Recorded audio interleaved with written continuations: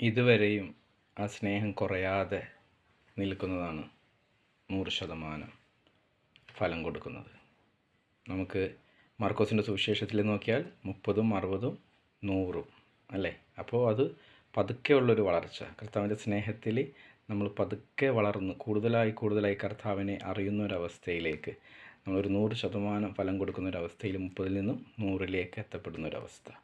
അടുത്തതായിട്ട് മത്തായി സുവിശേഷത്തിൽ 100-ൽ നിന്ന് 30-ലേക്കാണ് പോകുന്നത് അല്ലേ? അപ്പോൾ ആദ്യ കാലഘട്ടങ്ങളിൽ കർത്താവിനെ അറിഞ്ഞൊരു സമയത്തുണ്ടായിരുന്ന സ്നേഹത്തിൽ നിന്നും പതുക്കെ താഴേക്ക് പോകുന്നൊരവസ്ഥ, അതായത് ഫലം കുറഞ്ഞു വരുന്നൊരവസ്ഥയിലേക്ക് പോകുന്നതായിട്ട് നമുക്കിവിടെ കാണുവാനായിട്ട് സാധിക്കും.